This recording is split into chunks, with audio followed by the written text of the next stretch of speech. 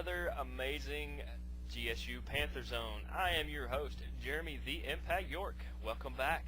Glad to have you back for sure. Today, once again, we're going to try to hit on four of the major trend-setting teams going on here at Georgia State right now. That would be the baseball team, the football team, the basketball team, and of course, those ladies in the sand, the volleyball team. They are really just annihilating people lately. But we'll get into that here in a minute. First off, I do want to say shout outs to everybody who came to Family Day. Family Day was a lot of fun. I hope everybody got a chance to go enjoy a lot of things. There was a lot going on. I sure had a good time. Picked up a pretty good tan while I was there. Most of you guys probably did too. Amazing food, stuff, just events all day long. And if I'm not mistaken, I don't think we lost any of those days. That's pretty good. But moving on, as I said, I want to get into the baseball team, who is currently in first place. They are 25-15 right now, and of course that is after they had the loss at Auburn back a couple weeks ago against UL Monroe. They won 7-6 with Cole Uvila finally picking up win number 1. Bergie with the 6th save overall. That game was actually rained out in the 3rd and continued Saturday at 2, which was a bonus because that being Family Day meant we got double headers. I will never complain at a double header. You will not ever see me complain for a double header. But like I said, they continued that with Saturday, which when it picked up, they were able to pick up the 7-6 victory on that one and actually give the losing pitcher Setzer his first loss of the year. That's a good thing. And then, of course, on the Saturday, the second part of that doubleheader, that was April the 11th. UL Monroe, again, was in town. We were able to pick up the victory 5-3 on that one with Matt Rose hitting his 10th overall home run. We'll get more into Matt here in a minute. Kenny Anderson picking up his 4th victory, and Bergie again with the save. That makes 7 up to that point. The game Sunday, we were able to win 9-0. With Joey Roach getting his 7th home run and Matt Rose again adding to his total, making that 11 so far to this point. Bates ended up getting his 4th victory of the year. He is 4-0 on that one, and Bailey with the save there at the end as updates are coming in as we speak. So we'll get to those as we get them. Of course, then we get into the games last week. Tuesday's matchup with Mercer was rained out. You know, it's kind of a heartbreaker for us the way we're playing right now, but I'm sure Mercer was pretty glad they didn't have to pitch to Matt Rose and Joey Roach and the rest of the guys. Friday they had the game at Appalachian State. We were able to pick up the victory 15-13 in that one. Stuckey was your winning pitcher. They scored 6 runs in the final 2 innings. That's a lot in any level. I don't care if that's T-ball, that's pros, anywhere in between. Of course, on the collegiate level as well. That's amazing. Saturday's game at Appalachian State, that's a win 4-3 on that one with Bergie picking up the win and the save going to Stuckey. That was his 2nd on the year. Justin Jones had the game-winning RBI in the top of the 12th on that one. Of course, the game Sunday, the finale at Appalachian State was canceled due to rain, which is fine. That means we swept them in 2 games instead of 3. All the better. And for the 25th victory so far in this season, like I said, they are 25-15, still leading the Sun Belt Conference.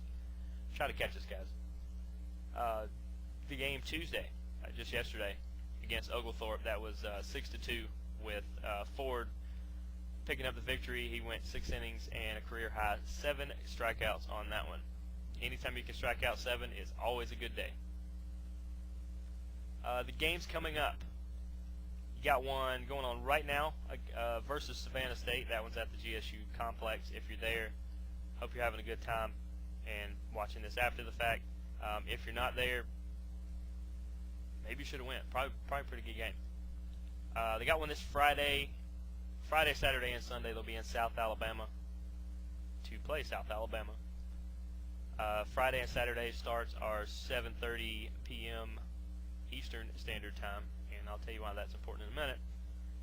And Sundays is a 2 p.m. start, so that the guys should be home a little after dinner on Sunday. What I want to tell you about Matt Rose is that he is the male GSU Student Athlete of the Week. He is, I believe, top 5 in, I believe, RBIs as well as home runs. I know he has home runs for sure, but he is definitely really thumping it out there. If for nothing else, go out there and check out some of the amazing athletes and pitchers that we do have, some of the great hitters, but for sure watch Matt Rose bat because he is just mashing the ball right now. He'd be a great chef in the kitchen. He's making a lot of mashed taters. But that's going to do it for for all the baseball news up to this point. As soon as we come back from the break, we will get right into some football news. But I'll be right back.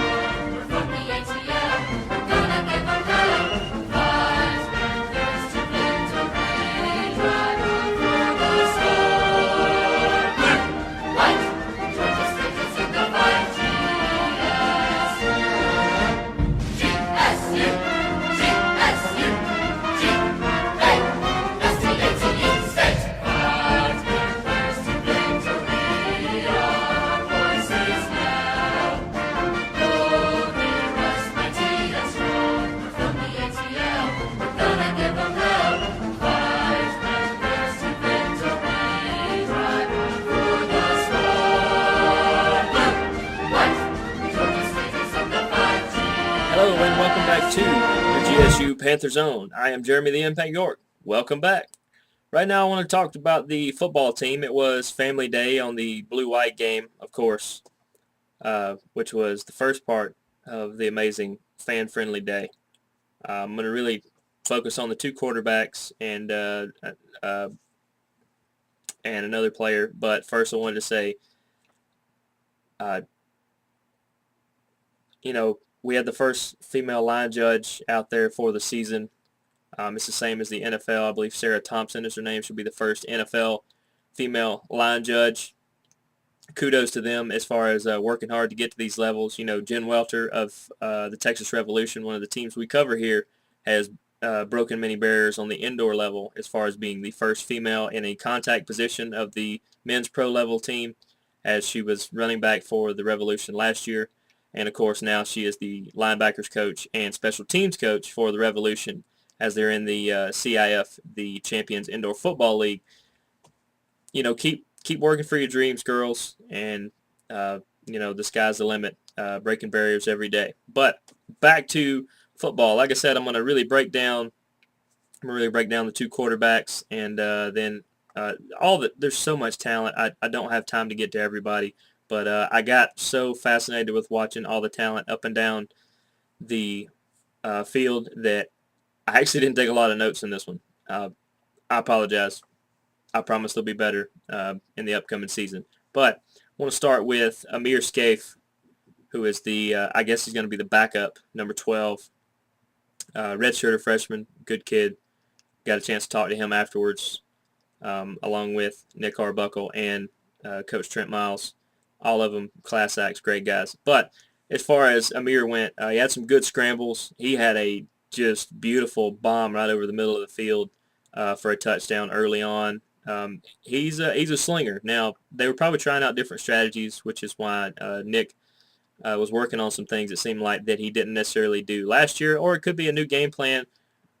I think it was just trying out some different things. It's what it seemed to me. But as far as Amir goes, like I said, he's a slinger. He took a lot more chances, but he's also the backup quarterback. So he needs to put on a show so that we feel good about him being the backup as of right now.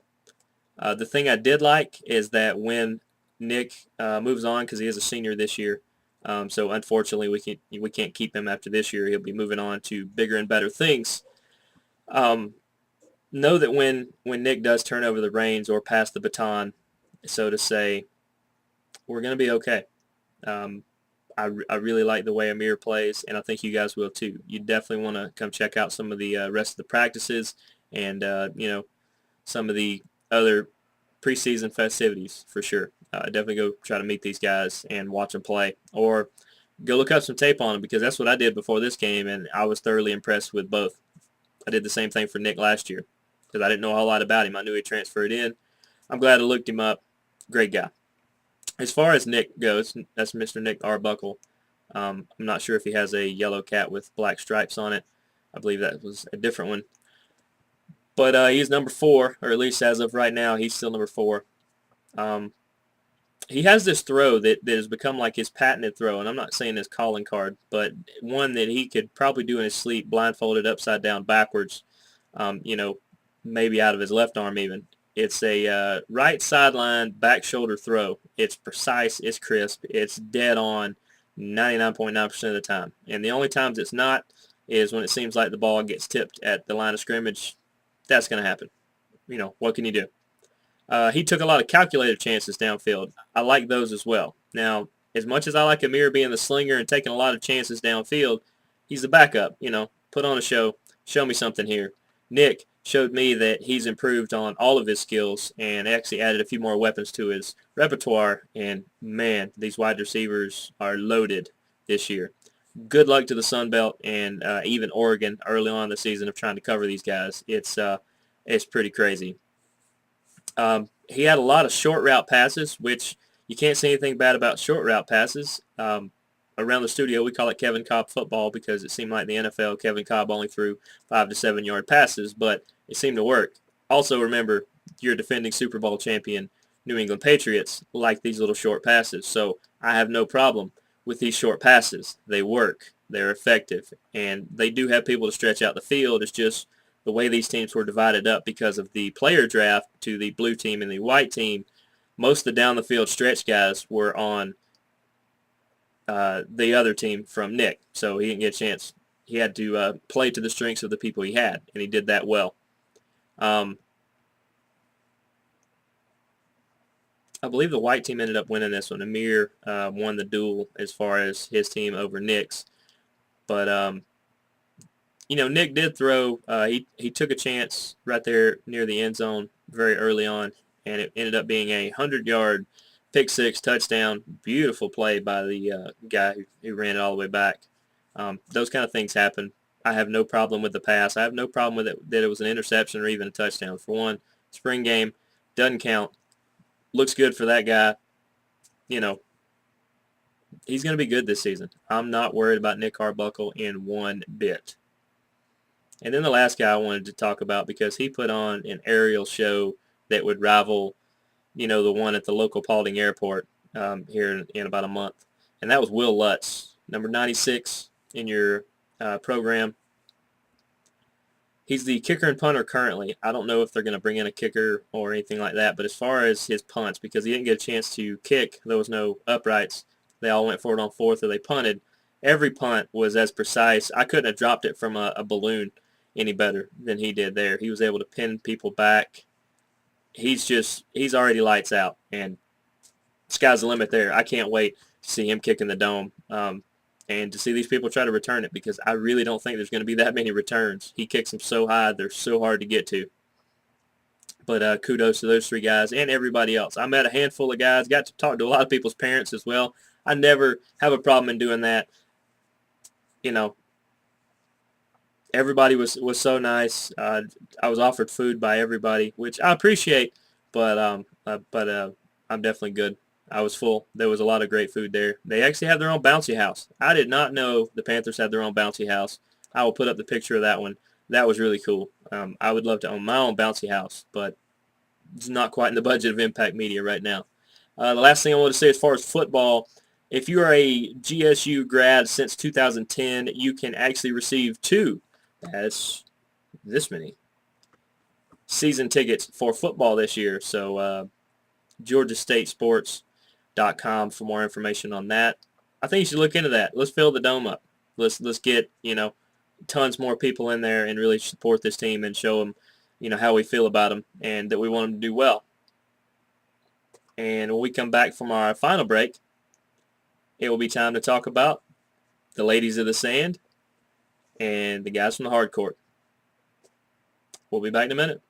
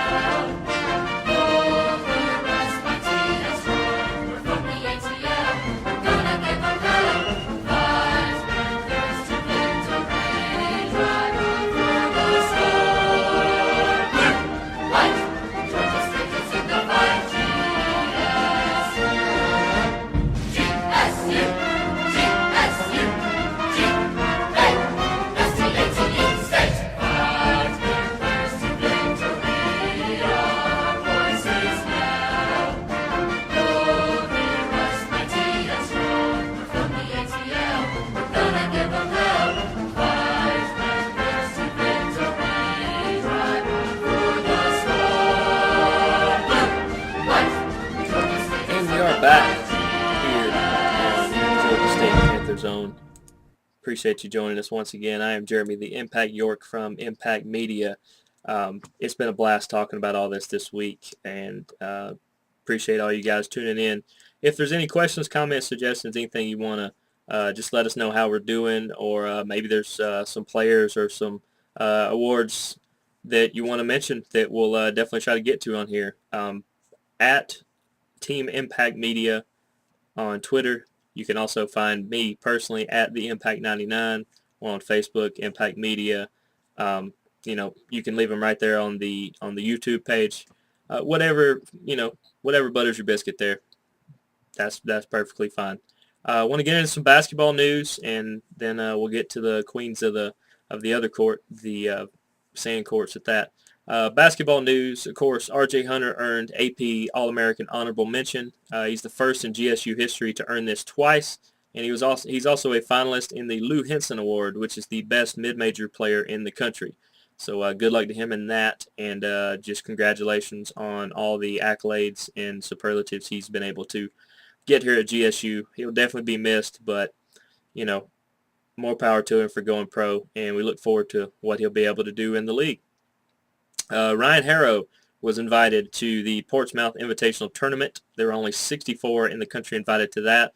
He spent in his 2 years at GSU, he is the 19th person in school history to score over 1,000 points.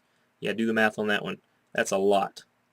And of course, the 2015-2016 schedule was announced. You can go to georgiastatesports.com for more information on that. Now, to how busy head coach Ron Hunter has been, not just because of the coaches tour that many of the head coaches have been on recently, but he has been quite busy with new titles.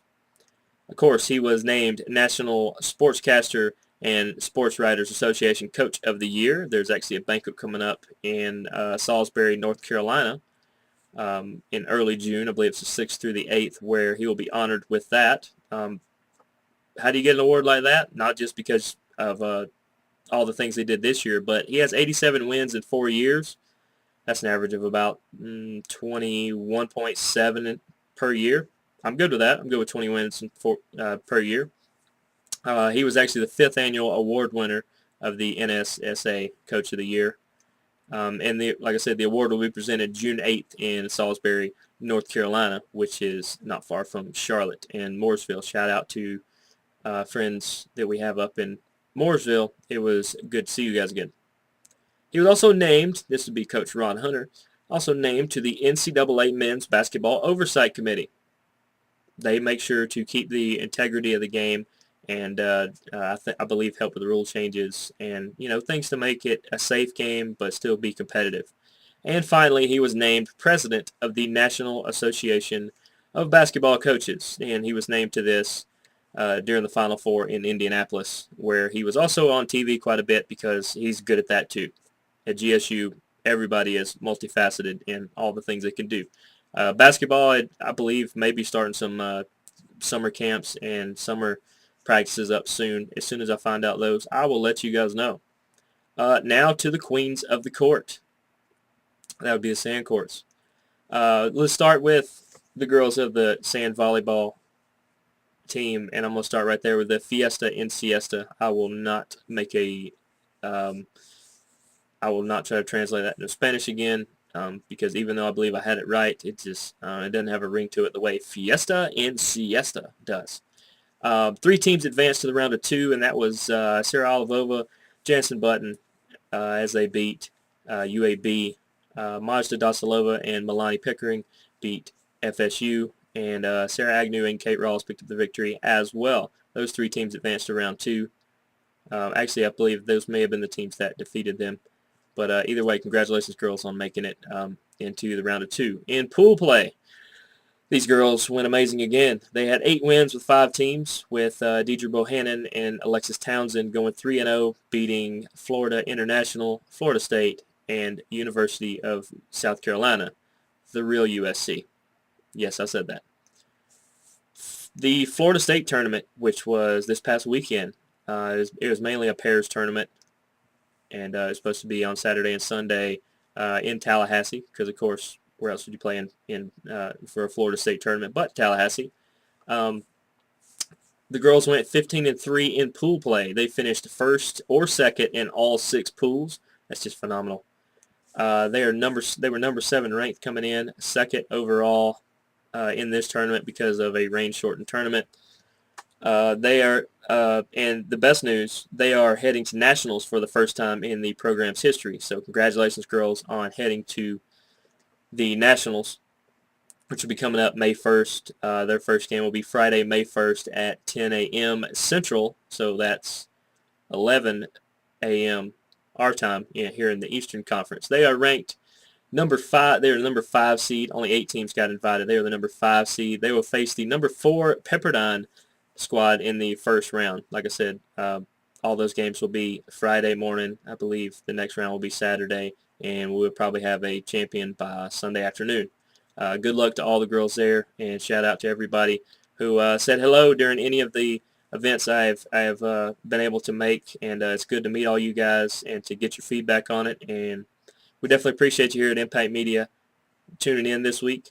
We will see you next week. I promise we won't stay gone 2 weeks. We will see you again next week. Maybe a special time due to the NFL draft and the coverage we'll put in here, but I promise you we will see you again next week. But for Impact Media and, of course, YouTube and your Georgia State University Panthers, I am Jeremy the Impact York. We'll see you next week.